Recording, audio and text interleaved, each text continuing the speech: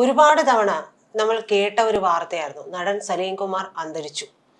എന്നിട്ട് ഒടുവിൽ അദ്ദേഹം തന്നെ വന്നിട്ട് ഇല്ല, ഞാനിവിടെ ഉണ്ട്, ജീവിച്ചിരിപ്പുണ്ട് എന്ന് പറയുന്ന ഒരു സാഹചര്യവും നമ്മൾ കണ്ടിട്ടുള്ളതാണ്. പക്ഷേ ഇന്നലെ അങ്ങനെ ഒരു കാര്യം അദ്ദേഹം മറുത്തു പറയാൻ അദ്ദേഹമില്ല. ആ വിയോഗം എന്നുള്ളത് നമ്മളെല്ലാവരും മനസ്സിൽ ഏറ്റുവാങ്ങേണ്ടുന്ന ഒരു സാഹചര്യം വന്നിരിക്കുന്ന ഒരു കാര്യമാണ്. അപ്പോൾ അദ്ദേഹം കഴിഞ്ഞ ജന്മദിനത്തിന് ഒരു പോസ്റ്റ് ഇട്ടിരുന്നു. ആ പോസ്റ്റിലെ വരികൾ ഇങ്ങനെയാണ്: എൻ്റെ വഞ്ചിയിൽ ദ്വാരങ്ങൾ വീണു തുടങ്ങി, എങ്കിലും ഞാൻ തുഴയുന്നു, എത്ര കാലം ഇങ്ങനെ തുഴയാൻ പറ്റുമെന്ന് അറിയില്ല എന്നുള്ളതാണ്. ഈ വാക്കുകളാണ് ഇപ്പോൾ ഏറ്റവും അധികം ചർച്ച ചെയ്യപ്പെടുന്നത്. തൻ്റെ മരണത്തെ അദ്ദേഹം മുൻകൂട്ടി കണ്ടിരുന്നു, അതുകൊണ്ടാണ് ആ ജന്മദിനത്തിൽ അദ്ദേഹം ഇങ്ങനെ ഒരു പോസ്റ്റ് ഇട്ടത് എന്നൊക്കെയാണ് അതിനെക്കുറിച്ച് പറയുന്നത്. എന്തായാലും അദ്ദേഹം ഇന്ന് നമ്മോടൊപ്പം ഇല്ല. എങ്ങനെയാണ് സാർ അദ്ദേഹത്തെ എങ്ങനെയാണ് ഓർത്തെടുക്കുന്നത്? യഥാർത്ഥത്തിൽ എനിക്ക് രണ്ട് കാര്യങ്ങളിൽ വലിയ ബഹുമാനവും ചില കാര്യങ്ങളിൽ എനിക്ക് അദ്ദേഹത്തോട് വലിയ വിയോജിപ്പൊക്കെ ഉണ്ട്. താങ്കൾ പറഞ്ഞ പോലെ ഈ ലാസ്റ്റത്തെ കുറിപ്പ് മാത്രമല്ല, പലപ്പോഴും സലീം കുമാർ ഇതിനു മുമ്പും സ്വന്തം മരണത്തെക്കുറിച്ച് വളരെ ചിരിച്ചുകൊണ്ട് രസകരമായ ആളുകളോട് പറഞ്ഞിരുന്നു. അതിലേറ്റവും പ്രധാനപ്പെട്ടത് ഞാൻ ഓർക്കുന്നത് കലാഭവൻ മണി മരിച്ചപ്പോഴാണ്. കലാഭവൻ മണി മരിച്ചപ്പോൾ ഇദ്ദേഹം വലിയ സങ്കടത്തോടു കൂടിയൊന്ന് ആദ്യം പ്രസംഗിക്കുകയും നീ പേടിക്കണ്ട മണി, ഞാൻ ഉടനെ തന്നെ വരും എന്ന് പറയുകയൊക്കെ ചെയ്തു. അപ്പോൾ ഇവർക്ക് രണ്ടുപേർക്കും ചില ശീലങ്ങളുണ്ടായിരുന്നു. അത് ദുശീലമാണോ നല്ല ശീലമാണോ എന്നൊക്കെ ആളുകൾ വിലയിരുത്തിട്ട് ആ ശീലങ്ങളുണ്ടായിരുന്നു. ആ ശീലങ്ങളിൽ തെറ്റിപ്പോയവരാണ്. അതുകൊണ്ട് നിന്റെ വഴിയിലേക്ക് ഞാനും ഉടനെ തന്നെ എത്തും എന്ന് പറഞ്ഞ് അദ്ദേഹം പ്രസംഗിച്ചത് എനിക്കിപ്പോഴും ഓർമ്മയുണ്ട്. അപ്പോൾ ആ സമയത്ത് തന്നെ അദ്ദേഹം രോഗാതുരനായിരുന്നു, പല അവസ്ഥകളിലൂടെ കടന്നുപോയി. അദ്ദേഹം ഒരു കണക്കിന് എനിക്ക് അദ്ദേഹത്തോടുള്ള ആദരവ് എന്താണെന്ന് വെച്ചാൽ, വളരെ ചെറിയ സാധാരണ ഒരു കുടുംബത്തിൽ വലിയ ബുദ്ധിമുട്ടുകളിലേക്ക് ജനിച്ചു വീണ ഒരാളാണ്. അതുകൊണ്ട് അദ്ദേഹം പലപ്പോഴും പറഞ്ഞിട്ടുണ്ട്, എനിക്ക് ആകെ കടപ്പാടുള്ളത് എൻ്റെ അമ്മയോടും ചിരിയോടും മാത്രമാണ് എന്നുള്ളത് പറഞ്ഞിട്ടുണ്ട്. അപ്പോൾ യഥാർത്ഥത്തിൽ അദ്ദേഹം ഈ മഹാരാജാസ് കോളേജിൽ പഠിക്കുമ്പോഴേ എനിക്കറിയാം. എന്ന് പറഞ്ഞാൽ അദ്ദേഹം ഈവനിങ് കോളേജിലാണ് ആദ്യം പഠിച്ചുകൊണ്ടിരുന്നത്. പിന്നീട് യൂണിവേഴ്സിറ്റി യൂത്ത് ഫെസ്റ്റിവലിലൊക്കെ വലിയ പെർഫോമൻസ് കാഴ്ചവെക്കുകയും മിമിക്രിയിൽ ഫസ്റ്റൊക്കെ നേടുകയും ചെയ്യുന്ന ഒരു കാര്യത്തിന് വേണ്ടി കൂടിയാണ് അവർ ഡേ സ്കോളറാക്കി മാറ്റിയത് സലീം കുമാറിനെ. അപ്പോൾ സലീം കുമാർ അന്നും ഒരു BA മലയാളം പഠിച്ചുകൊണ്ടിരുന്ന ഒരാളാണ്. സലീം കുമാർ അന്നും അവിടെ നടന്ന് വൈകുന്നേരങ്ങളിൽ നടന്ന് അവിടെ തന്നെ മഹാരാജാസ് കോളേജിൻ്റെ അകത്ത് തന്നെ മിമിക്രിയെ കാണിച്ചുകൊണ്ടിരുന്ന ഒരാളാണ്. അപ്പോൾ വലിയ അനുഗ്രഹീതനായിട്ടുള്ള ഒരു കലാകാരനായിരുന്നു. പലപ്പോഴും ചെറിയ ചെറിയ ട്രൂപ്പുകളിലൊക്കെ പോവുകയും അതുകൊണ്ടുള്ള പടം കൊണ്ടൊക്കെ വളരെ അരിഷ്ടിച്ച് ജീവിക്കുകയൊക്കെ ചെയ്യേണ്ടി വന്ന ഒരു പാവം സാധാരണ മനുഷ്യനാണ്. അപ്പോൾ അങ്ങനെ വളരെ കഠിനാധ്വാനം കൊണ്ട് ഉയർന്നു വന്ന ഒരാൾ എന്നുള്ള നിലയ്ക്ക് എനിക്ക് വലിയ ബഹുമാനമുണ്ട്. പിന്നെ അദ്ദേഹം വളരെ അനുഗ്രഹീതനായിട്ടുള്ള ഒരു നടനായിരുന്നു എന്നുള്ളത് വാസ്തവമാണ്. അദ്ദേഹം വലിയ ഭാഗ്യം ചെയ്തൊരു നടനാണെന്ന് ഞാൻ പറയും. പലപ്പോഴും നമ്മുടെ നാട്ടിലെ ഒരു സാധാരണ കോമഡിയൻസിനോ അല്ലെങ്കിൽ ഈ മിമിക്രിക്കാർക്കോ ഒന്നും കിട്ടാത്തൊരു കാര്യം, ഇപ്പം അദ്ദേഹം ഏറ്റവും ആദ്യം അഭിനയിച്ച ഇഷ്ടമാണ് നൂറുവട്ടത്തിലാണ്. അതിന് ആദർശം കൊണ്ടായിട്ടാണ് അദ്ദേഹത്തെ അഭിനയിപ്പിക്കുന്നത്. അതിനുശേഷം അദ്ദേഹം അതുകൊണ്ട് തന്നെ നാദിർഷയായിട്ട് വളരെ വലിയ അടുപ്പമായിരുന്നു. അതുകൊണ്ട് നാദിർഷ കല്യാണത്തിന് എത്തിയിട്ട് താലി കെട്ടു എന്ന് പറഞ്ഞൊരാളാണ്. അങ്ങനെ താലി കെട്ടാൻ വേണ്ടി ഏറ്റവും അവസാനം നാദിർഷ വന്നതിന് ശേഷമാണ് അദ്ദേഹം താലി കിട്ടുന്നതൊക്കെ തന്നെ. അപ്പോൾ അത്ര വലിയ ഒരു ബോണ്ടേജ് അല്ലെങ്കിൽ അടുപ്പം അദ്ദേഹവുമായിട്ട് ഉണ്ടായിരുന്നു എന്നുള്ളത് യാഥാർത്ഥ്യമാണ്. അത് കഴിഞ്ഞ് നമുക്കറിയാലോ, നിരവധി സിനിമകൾ, ഇപ്പോൾ കല്യാണരാമൻ അല്ലെങ്കിൽ മഴത്തുള്ളി കിലുക്കം, തെങ്കാശിപ്പട്ടണം വലിയ ബ്രേക്ക് നൽകുന്ന ഒരു സിനിമ. ആ തെങ്കാശിപ്പട്ടണം, അത് കഴിഞ്ഞ് മഴത്തുള്ളി കിലുക്കം, കല്യാണരാമൻ, ഇതിലൊക്കെ ഡിഫറെൻ്റ് ആയിട്ടുള്ള വേഷങ്ങൾ അദ്ദേഹം അഭിനയിച്ചു. ചതിക്കാത്ത ജന്തു, പുലിവാൽ കല്യാണം, ഗ്രാമഫോൺ, മായാവി എന്ന് പറയുന്ന സിനിമയിൽ ഗംഭീരമായിട്ടുള്ള പെർഫോമൻസ് ആയിരുന്നു. യഥാർത്ഥത്തിൽ പലപ്പോഴും ഈ ഒരു സാധാരണ പെർഫോമൻസുകളെക്കാൾ നമ്മൾ പറയുന്നത് കുറച്ചുകൂടി കൂടിയ നടനാണെന്ന് ഏറ്റവും ഒടുവിൽ കണ്ടെത്തപ്പെടാൻ ഭാഗ്യം കിട്ടിയ ഒരു നടനാണ്. കാരണം അങ്ങനെ അല്ലെങ്കിൽ ഇപ്പം അദ്ദേഹം 100-300 സിനിമകളിൽ അഭിനയിച്ചെങ്കിലും ഇങ്ങനെയുള്ള ഒരു കോമഡി താരമായി തന്നെ നിന്ന് പോയേനെ. പക്ഷെ അതിനുശേഷമാണ് നമുക്കെല്ലാം അറിയുന്ന പോലെ അച്ഛൻ ഉറങ്ങാത്ത വീട് എന്ന് പറയുന്ന സിനിമയിൽ അഭിനയത്തോടുകൂടി ഗംഭീരമായി നമ്മൾ ഞെട്ടിച്ചു. അതായത് നമ്മുടെ കണ്ണ് നനയിക്കുന്ന ഒരു അഭിനയം അദ്ദേഹത്തിന് സാധ്യമാകുമെന്ന് കണ്ടു. അത് കഴിഞ്ഞിട്ടാണ് ആ സിനിമയിലാണ് അദ്ദേഹത്തിന് ഏറ്റവും നല്ല രണ്ടാമത്തെ നടനുള്ള അവാർഡ് കിട്ടുന്നതൊക്കെ തന്നെ. അതിനുശേഷം ആദാമിൻ്റെ മകൻ എന്ന് പറയുന്ന ഒരു സിനിമയിൽ അന്ന് ഡെബ്യൂ ആയിട്ടുള്ള ഡയറക്ടർക്കും അവാർഡ് കിട്ടി, ഇദ്ദേഹത്തിനും ഇന്ത്യയിലെ ഏറ്റവും നല്ല നടൻ എന്നുള്ള അവാർഡ് കിട്ടി. സംസ്ഥാന ചലച്ചിത്ര അവാർഡ് കിട്ടി, നാഷണൽ അവാർഡ്, ദേശീയ അവാർഡ് കിട്ടി. ഈ ദേശീയ അവാർഡ് കിട്ടിയത് അദ്ദേഹത്തിന് വലിയ ദോഷമായി തീർന്നു. കാരണം പിന്നീട് സിനിമകൾ കുറേയാണ് ചെയ്തിട്ടുള്ളത്.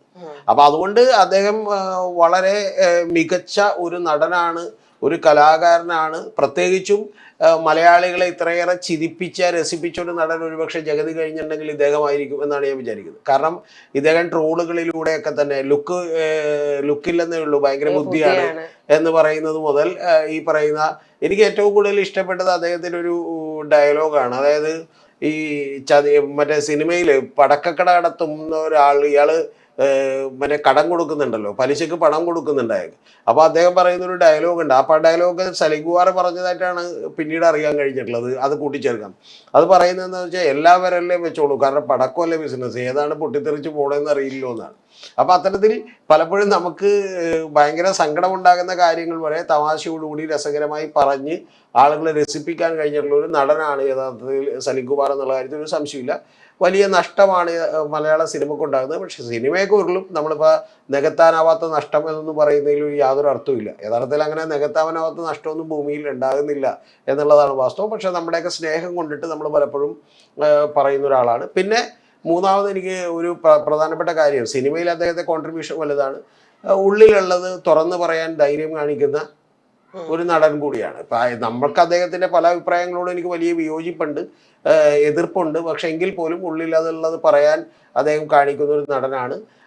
അതിൻ്റെതായ ചില കുഴപ്പങ്ങളൊക്കെ ഉണ്ടായിട്ടുണ്ട്. ഇപ്പോൾ ഉദാഹരണത്തിന് അദ്ദേഹം അമൃതാനന്ദമയിയെ ഭക്തനായിരുന്നു. അമൃതാനന്ദമയി ചെന്ന് കാണുന്നത് എങ്ങനെ ബില്ലടക്കും, ഈ പറയുന്ന പോലെ ട്രാൻസ്പ്ലാന്റേഷൻ നടത്തണം തൻ്റെ ഒരു അവയവം, അപ്പോൾ അതുമായി ബന്ധപ്പെട്ടിട്ട് എങ്ങനെ ബില്ലടക്കും എന്നൊക്കെ വിചാരിച്ച് വലിയ ആശങ്ക ഉണ്ടായിരുന്നു. പക്ഷേ അമ്മയെ ചെന്ന് കണ്ടപ്പോൾ, അമൃതാനന്ദമയി അമ്മയെ കണ്ട് കാല് വിട്ടപ്പോൾ ഉടനെ തന്നെ മോൻ അവിടെ കിടന്നാൽ മതി കേട്ടോ, വേറൊന്നും ഓർത്ത് എന്ത് ചെയ്യണ്ട. ഇദ്ദേഹം ഒരു തമാശ പറഞ്ഞപ്പോൾ അതിൽ ചിരിക്കുകയും എങ്ങനെ ഒരു കാരണവശാലും എന്ത് ചെയ്യണ്ട, അതൊന്നും ഓർത്ത് ആലോചിച്ച് വിഷമിക്കണ്ട എന്ന് പറയുകയും പിന്നെ ബില്ലെല്ലാം ഒഴിവാക്കി കൊടുക്കുകയും ചെയ്ത കാര്യമൊക്കെ അടക്കം നിരവധി കാര്യങ്ങൾ അദ്ദേഹം പറഞ്ഞിട്ടുണ്ട്.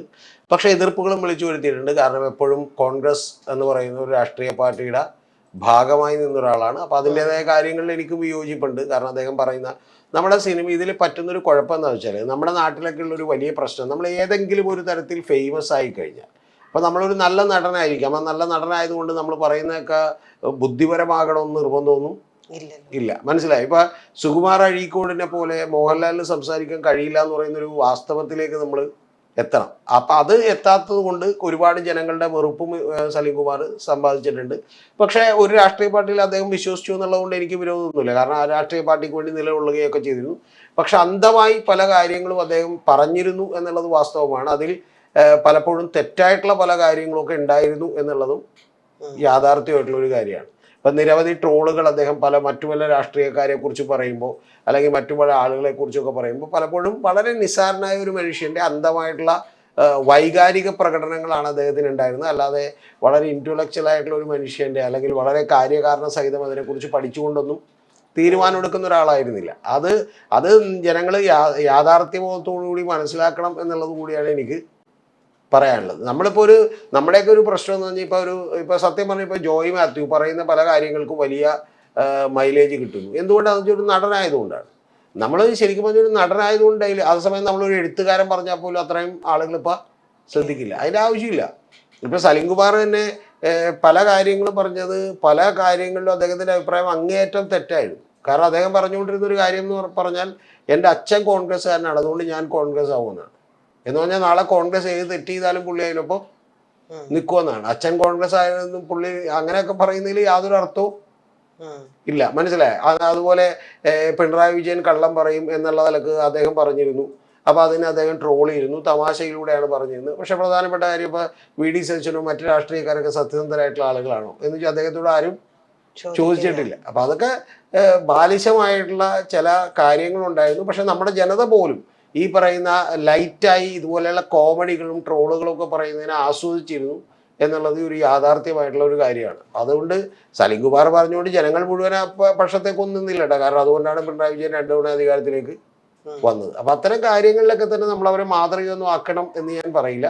പക്ഷേ ഗംഭീരനായിട്ടുള്ള അഭിനേതാവും ഒരു സാധാരണ ചെറിയൊരു മനുഷ്യനുമായിരുന്നു എന്നുള്ളതാണ് യാഥാർത്ഥ്യം.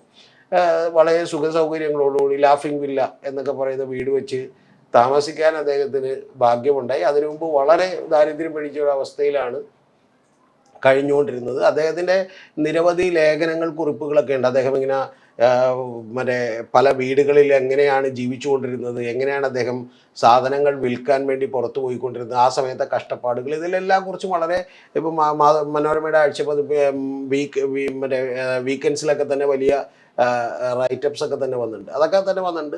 പിന്നെ 2 സിനിമകൾ സംവിധാനം ചെയ്തിട്ടുണ്ട്. 2 3 സിനിമകൾ അദ്ദേഹം സംവിധാനം ചെയ്തിട്ടുണ്ട്. ഞാൻ അദ്ദേഹത്തിൻ്റെ വർക്കുകൾ, പ്രത്യേകിച്ച് അദ്ദേഹം അഭിനയിക്കുന്ന സിനിമകളല്ല, ഈ പറയുന്ന സംവിധാനം ചെയ്ത ഇതൊക്കെ തന്നെ ഞാൻ വളരെ കൃത്യമായി നോക്കിയിരുന്ന ഒരാളാണ്. അപ്പോൾ അതിപ്പോൾ അദ്ദേഹം മറ്റേ ബോച്ചനെയൊക്കെ അനുകരിച്ചുകൊണ്ട് അതിൽ ട്രോൾ ചെയ്തിട്ടുണ്ട്, കളിയാക്കിയിട്ടുണ്ട്, അങ്ങനെ നിരവധി കാര്യങ്ങൾ ചെയ്തിട്ടുണ്ട്. അതൊന്നും അത്ര വലിയ ഗംഭീരമായിട്ടുള്ള വർക്കായിരുന്നില്ല. പക്ഷേ ഗംഭീരനായിട്ടുള്ള ഒരു നടനും വളരെ തെളിവുള്ള ഒരു സാധാരണ മനുഷ്യനുമായിരുന്നു എന്നുള്ളത് നമുക്ക് സമ്മതിച്ചേ പറ്റൂ. അതിൻ്റേതായ ദൗർബല്യങ്ങളും അതിൻ്റേതായ വീക്ഷണകോണിലെ വൈകല്യങ്ങളും ഒക്കെ തന്നെ ഉണ്ടായിരുന്നു എന്നുള്ളത് വാസ്തവമാണ്. പക്ഷേ എന്തുകൊണ്ടും വളരെ ഇപ്പം കോൺഗ്രസിന് അദ്ദേഹം അനുകൂലിക്കുന്നതെന്ന് പറഞ്ഞാൽ തന്നെ നമുക്ക് ഈ ബാക്കിയുള്ള ഏതെങ്കിലും തക്കിട തരികിട രാഷ്ട്രീയക്കാരും നടന്മാരും ഒക്കെ അനുകൂലിക്കുന്നതിൻ്റെ കാര്യം എന്താണെന്നറിയോ? ചലച്ചിത്ര വികസന കോർപ്പറേഷൻ ചെയർമാനാകാനോ വേറെ എന്തെങ്കിലും അഭ്യാസങ്ങൾ കിട്ടാനോ ഒന്നും ആയിരിക്കും. അങ്ങനെയൊന്നും വിചാരിക്കാതെ തന്നെ വളരെ നിലപാടുകൾ തുറന്നു പറഞ്ഞിട്ടുള്ള ഒരാളാണ് സലീം കുമാർ എന്നുള്ളത്. അതുകൊണ്ട് തീർച്ചയായിട്ടും അദ്ദേഹത്തിൻ്റെ നഷ്ടം കേരള സമൂഹത്തിന്, പ്രത്യേകിച്ചും ചലച്ചിത്രങ്ങൾക്ക് അഭിനേതാവ് എന്നുള്ള നിലക്കൊക്കെ തന്നെ വലിയ തോതിൽ ഒരു നഷ്ടമാണ് എന്നുള്ളത് യാഥാർത്ഥ്യമാണ്.